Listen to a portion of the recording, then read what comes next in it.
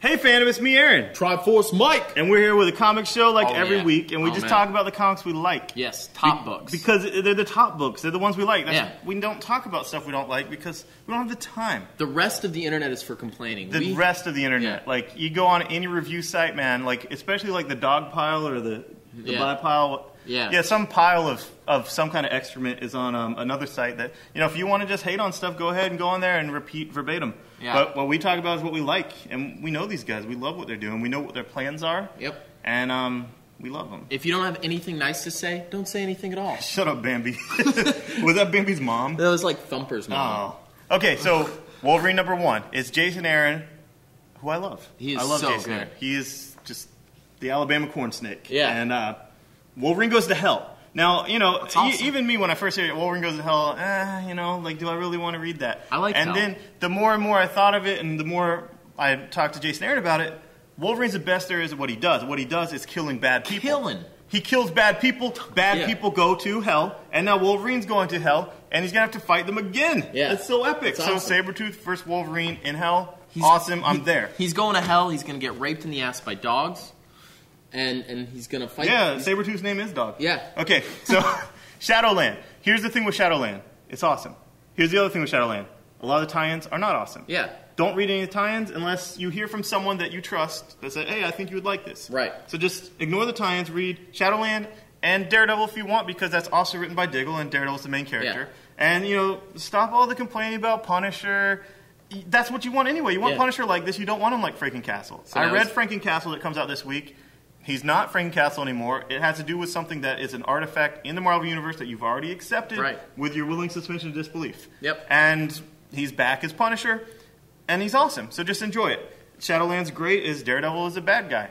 He's running the hand. It's cool. You know, enjoy it. But, you know, ignore the tie-ins until you hear otherwise from a friend. Daredevil's good, and they're ending it. So. Oh, the thing about ending it, my God. I've heard some people with some really stupid arguments about, Daredevil's being canceled right after issue 500. Who cares? Who cares? It's ending on a high note with Shadowland that's going to be epic, and that lets me know, reading Shadowland, anything can happen. Yeah. He could die, whatever. He's not going to be Daredevil anymore. Craziness, man. Who knows? And the other thing is, there's a precedent for that. What about Avengers Assembled? Yeah. 500 something, and then boom, New Avengers. New Avengers. And the other thing, if you weren't reading Daredevil, your point's irrelevant. You weren't reading it. Yeah. Second thing, if you're reading it in graphic novels, your point's irrelevant about numbering. You're reading in trades. They're just called things. Like, it'll be called Shadowland. The next one will be called, like, The New Devil or The Man with Fear or whatever.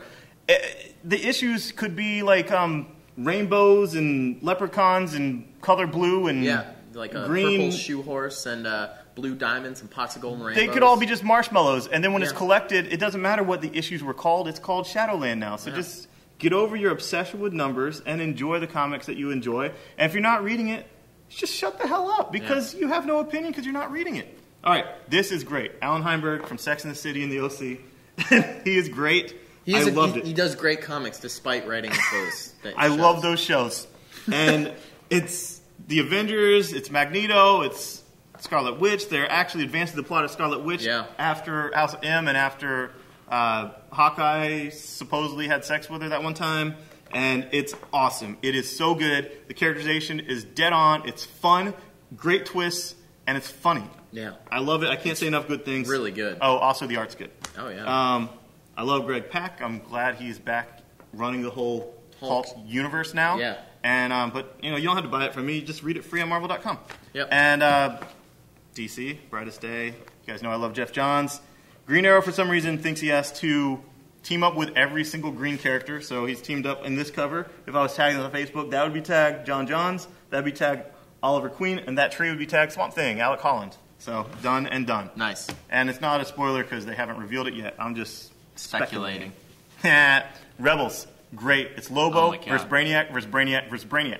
Brainiac 1, 2, and 3, and Lobo with a red ring, and Green Lanterns, and it's like Tony Bedard's like, come on, guys, try this book. It's awesome now. Like, now that Tony Bedard's friends with Jeff Johns, he doesn't have to listen to Dan DiDio say, no, no, no, no, you can't do that. He's just doing awesome stuff that you would want to read if you gave it a shot. And Rebels essentially is basically the sectors of space are like the states, like states' rights. And OA is like the federal government. They're like want to enforce their rules on the sectors. Yeah. And the sector of Vega is saying, look, we don't want your federal government. we want to hire Viral Docs to run our enforcement. And it's basically like Glenn Beck versus Obama. And it's awesome. So I love it. Tiny Titans, Pet Club. First rule of Pet Club, clean up after your pets. Spoiler. Second rule is you can use this book as bait. Next thing, Invincible. If I don't mention it, people yell at me, and whatever. I love Invincible. I love Robert Kirkman. He's a manly man. And finally, this Atomic Robo. I hate this book. I hate everything about it. This book is If you cool. see that writer's name on a Marvel book, throw it away. Brian is awesome, and this book is great, and it has him fighting vampires and teaming up with Power Rangers and Dr. Dinosaur's in this volume. And if you read the My Free Comic Book Day book, it was awesome, and Dr. Dinosaur is hilarious. And it was a 2009 Free Comic Book Day issue. Yeah, and it was great, so good, and the continuation of that is in here along with that. And Mike has a big man crush on Brian Clevenger. He's a sweet gentleman. He slept over at my house one time. That's true.